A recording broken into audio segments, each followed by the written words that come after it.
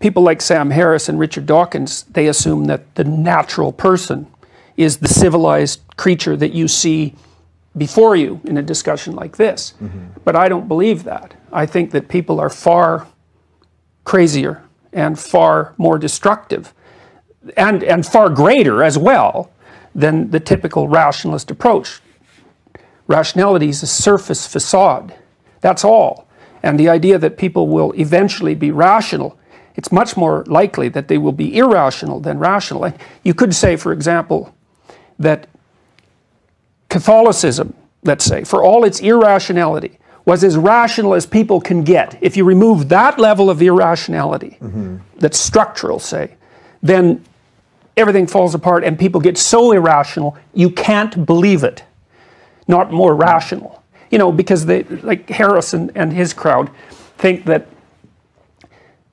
we were superstitious for thousands of years.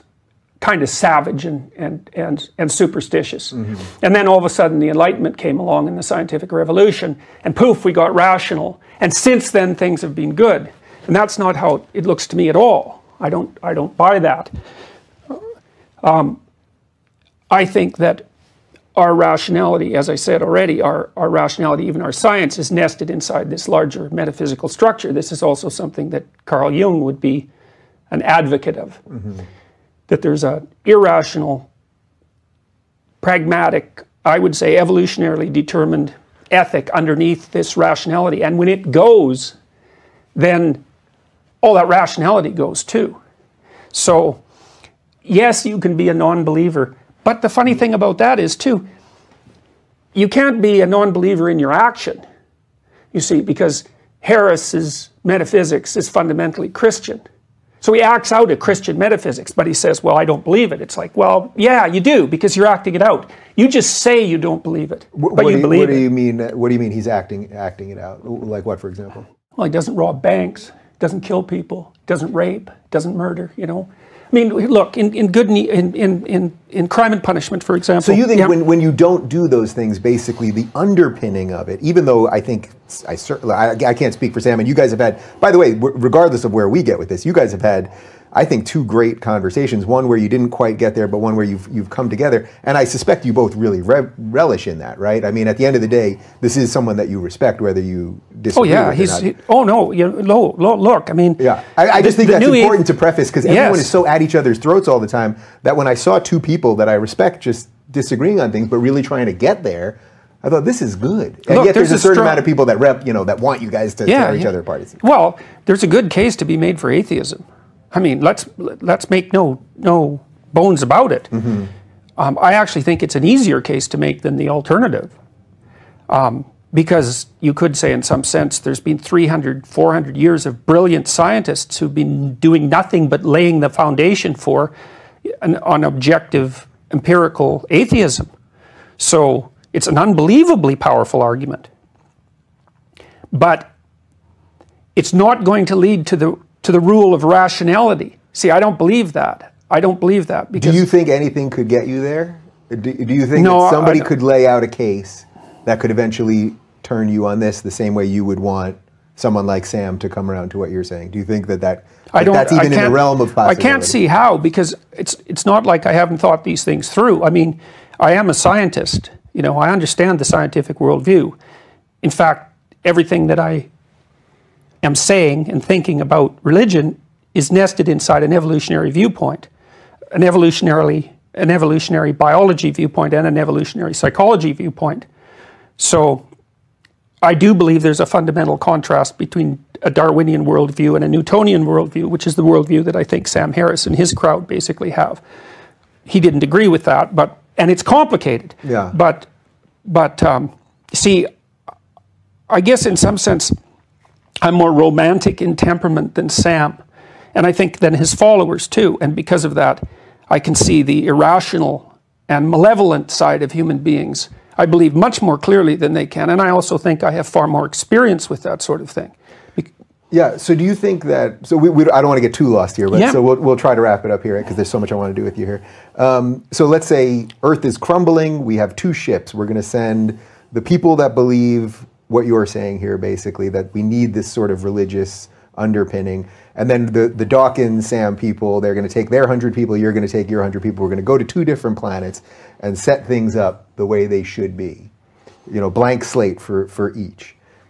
I guess the part that I would struggle with here is to understand how their ship lands, they're rooted in science and in basic liberalism and acceptance of others and all that, how that society would not flourish from the base level if we could just reset. Now, I think you could make a great argument that we can't do it here because there's just so much history here and all that stuff. But if we were just resetting on another place, why could we not do it that way and have it work? Well, first of all, you know, there's an assumption that science and the scientific worldview in some sense has won. You know, and because it's so self-evident, let's say, because of what it can produce, that people just will accept it and move forward with it. But I'm not sure about that either. I mean, I think there's a strong anti-science movement afloat now. I don't think there's any reason to assume that a scientific attitude of that sort would be stable. I mean, it's only 300 years old, 400. I mean, people don't like it when I say that because, okay, fine, you can chase it back to some degree to the ancient Greeks, you know, barely. Right. But really, it was Newton and Bacon and Descartes, and that's not very long ago. And we take it for granted, but there's anti-science movements popping up. Well, look, the whole debate over biology to some degree is profoundly an anti-science movement, and not unconsciously so, consciously so. Yeah, right? very consciously. Yes, very so, consciously so. Yeah. So I don't think that there's any reason to assume something like that would be stable. There's no evidence that it's stable, let's say.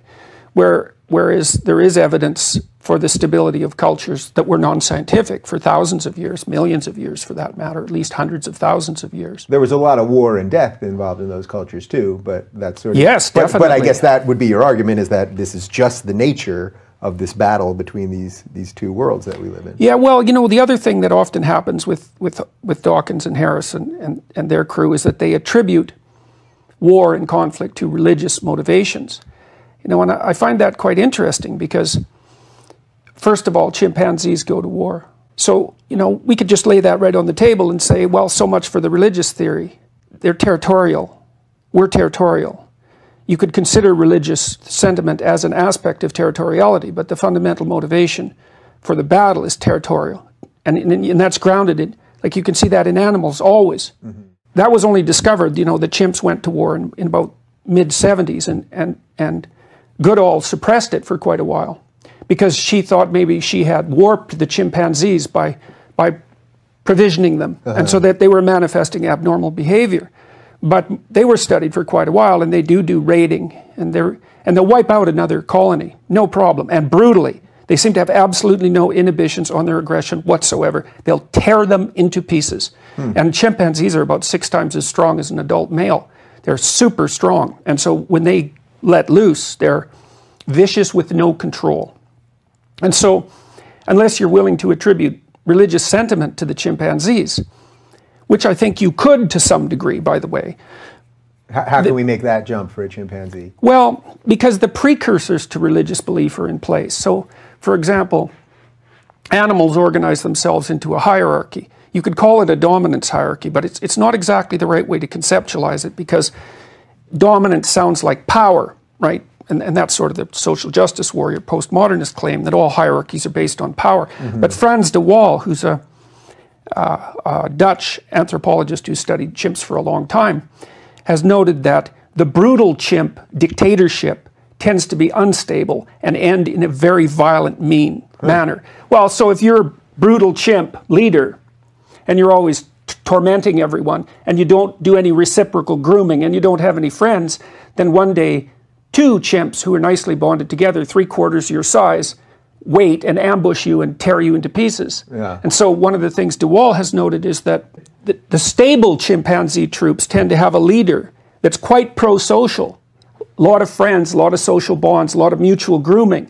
And so you could see even there, imagine that there are sets of hierarchies among chimpanzees, and there's different principles of leadership at the top. Then you could imagine a competition across time. Which principle of leadership is going to produce the most stable and functional chimpanzee hierarchy? Well, that is exactly what does happen. And so there's some shape that the top of the hierarchy starts to take, and you could think about that as the beginnings of an ideal. It's even more complicated than that, because let's say you get a stable hierarchy set up, and then this is what happens in human beings. It doesn't happen in chimps, or it does, but only to a limited degree. You get a stable hierarchy set up, and then there's some pattern of behavior that emerges that reliably moves men to the top of that. Okay, they leave more offspring. So what happens is that the male dominance hierarchy, the male hierarchy, forget about dominance, the male hierarchy becomes a selection mechanism. It promotes men to the upper ranks, and then the women peel off the top, because we know that human females do that. Chimpanzee females don't. They're promiscuous maters. The dominant males are more likely to mate with the females, but that's because they chase the subordinates away. It's not because the females are choosy.